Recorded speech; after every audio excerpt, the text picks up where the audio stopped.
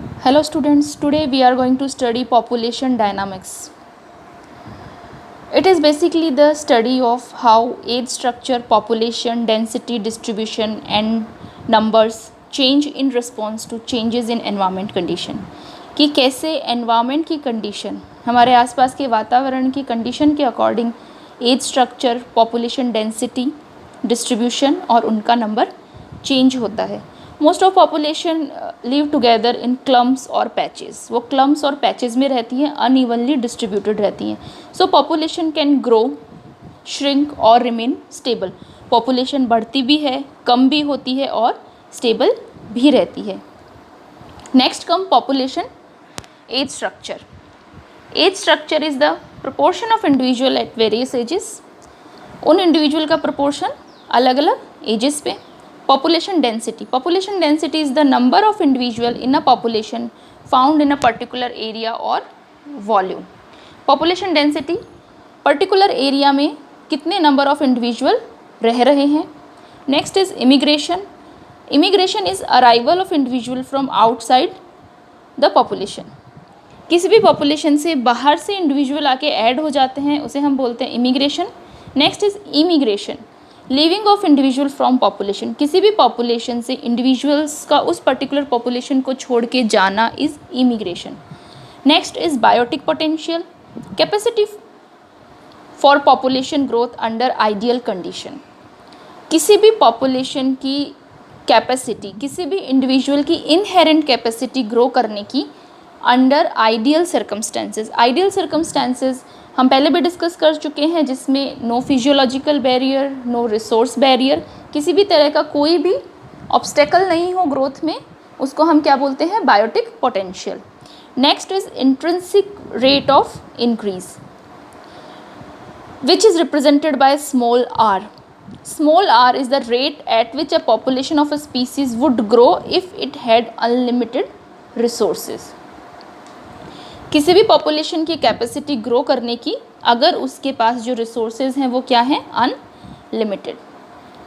Next is population with high intrinsic rate of increase. Population जो high intrinsic rate है increase होने की, means intrinsic rate means capacity to grow, typically reproduce early in life. उसके characteristics क्या होते हैं, जिसकी जो ग्रोथ की कैपेसिटी है वो ज़्यादा होती है, उसके कैरेक्टर्स होते हैं they reproduce early in life, वो लाइफ में अर्ली रिप्रोड्यूस करते हैं. Have short generation time. Generation time क्या होता है, शॉर्ट होता है. रिप्रोड्यूस मैनी टाइम, वो एक से ज़्यादा बार रिप्रोड्यूस करती है. And have many offspring with each reproduction.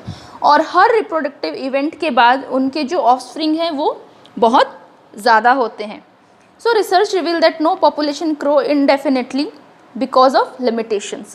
But जो हम unlimited resources और जो ideal conditions की बात कर रहे हैं वो usually कभी भी fulfill नहीं होती है natural conditions में. Means there are always limitations for a population to grow. हमेशा environmental barrier या physiological barrier होते हैं जो population को inhibit करते हैं grow करने से. Limiting factor include. Limiting factor में क्या क्या आता है, स्पेस, जगह, sunlight, water, nutrient, exposure to predator, competition और इन्फेक्शियस डिजीज़. मीन्स नेचर है टाइम टू टाइम जो पॉपुलेशन का नंबर है, इंडिविजुअल का नंबर है पॉपुलेशन में, उसे चेक करती रहती है ताकि वो किसी भी पर्टिकुलर कम्युनिटी के पॉपुलेशन की कैरिंग कैपेसिटी से ऊपर ना जाए.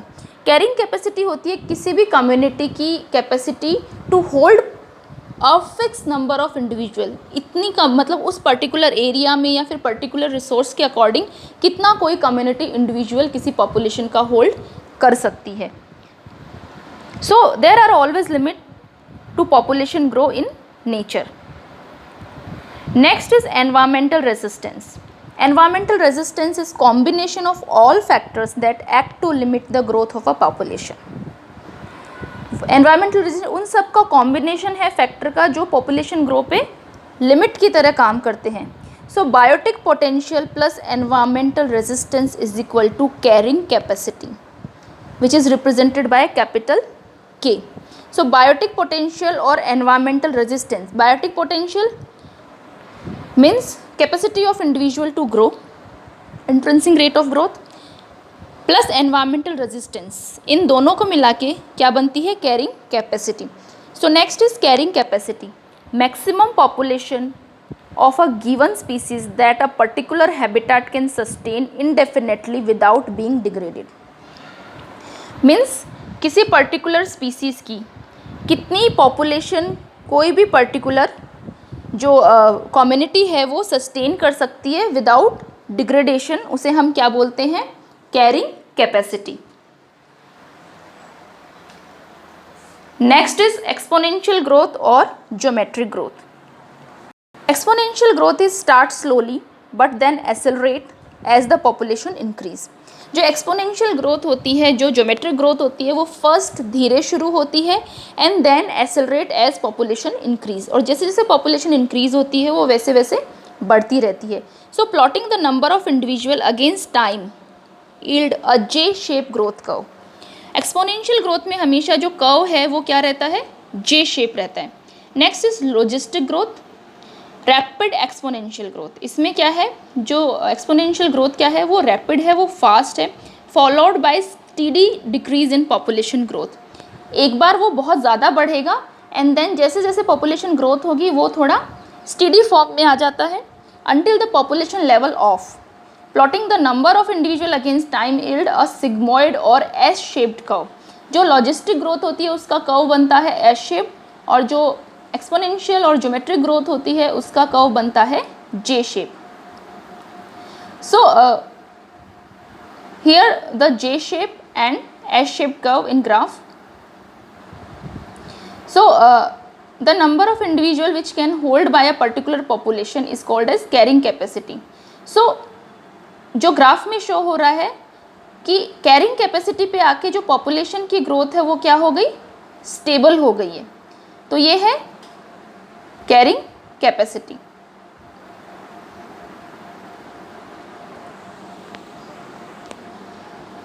Next is population R selected species.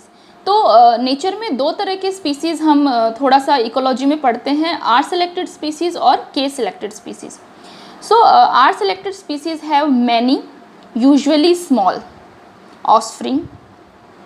इनमें जो ऑफस्प्रिंग क्या होते हैं? बहुत ज़्यादा बनते हैं, small in size and give them little और no parental care. R selected species में पेरेंटल केयर नहीं पाई जाती. The high number of offspring help the population revive. ये एक बार में इतने सारे ऑफस्प्रिंग प्रोड्यूस करते हैं कि if they produce 100 in a one reproductive event and if 50 of them will survive, so इनकी जो पॉपुलेशन है वो रिवाइव रहती है when it suffers massive losses. जबकि इनमें जो लॉस है वो क्या होता है? मैसिव होता है, ह्यूज होता है. So these are the opportunist species. इनको हम कहते हैं opportunist. For example roaches, rabbit, bacteria, algae. Bacteria है, they divide, they doubles after every reproductive event. Then comes K selected species, reproduce later in life. ये life में बाद में reproduce करती हैं and have a small number of offspring. इनके जो offspring है वो क्या होते हैं? बहुत कम होते हैं with fairly long life span. But life span क्या होता है? लंबा होता है. These are the competitor species. For example large mammals, elephant, birds of prey. Next is genetic diversity can affect the size of small population. Genetic diversity small population के size को कैसे affect करती है?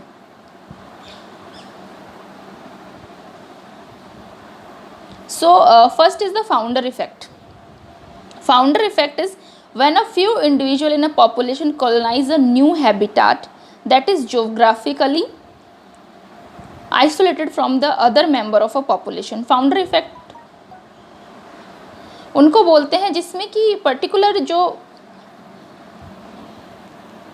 स्पीसीज़ है, particular group of individual है किसी species का, वो क्या होता है? एक अलग से जो एरिया है उसको क्या कर लेता है? कॉलोनाइज कर लेता है. सो इसमें क्या होता है? जो जेनेटिक डाइवर्सिटी होती है वो बहुत लिमिटेड होती है और वेरिएबिलिटी में threaten the survival of the colonising population. Just because क्योंकि कुछ इंडिविजुअल्स आए हैं they are not that much genetic diverse. तो इनमें क्या है कि थ्रेटनिंग जो एक्सटिंक्ट होने के चांसेस क्या रहते हैं, ज़्यादा रहते हैं। Next is demographic bottleneck effect occur when only a few individual in a population survive in a catastrophe such as fire और हरिकेन। अच्छा, डेमोग्राफिक और बॉटलनेक इफेक्ट में क्या होता है, फॉर एग्जांपल कोई भी 1000 इंडिविजुअल है किसी पर्टिकुलर स्पीसीज़ के, वो एक एरिया में रह रहे हैं, एक पॉपुलेशन की तरह रह रहे हैं, 10 of them will move to somewhere, वो कहीं और चले गए हैं बाई चांस फैक्टर। तो पीछे से जैसे कोई कैटास्ट्रॉफ, कोई फायर का कोई जो नेचुरल कैलामिटी हुई, तो out of that 100,000 individual only that 10 that will move, जो जाएंगे वो क्या करेंगे, सर्वाइव करेंगे। तो इसको हम बोलते हैं डेमोग्राफिक और बॉटलनेक इफेक्ट। सो पॉपुलेशन में increase but decrease genetic diversity, इसमें पॉपुलेशन बढ़ सकती है बट जो जेनेटिक डाइवर्सिटी है वो कम हो जाती है। Next is genetic drift, random changes in gene frequency in a population that can lead to a unequal reproductive success. Genetic drift में क्या होता है कि जो जीन्स में है वो सडन चेंजेस हो जाते हैं, ठीक है। सो सम इंडिविजुअल में breed more than other do, कुछ में जो रिप्रोडक्टिव एफिशिएंसी है वो ज़्यादा आ जाती है then the other, and genes में eventually dominate the gene pool of the population. और जो ड्रिफ्ट की वजह से जीन्स में चेंज आया है वो हो सकता है कि जो एग्जिस्टिंग जीन पूल है उसको डोमिनेट करे। Then inbreeding, when individual in a small population mate with one another that can other when population passes through a demographic bottleneck. Thank you.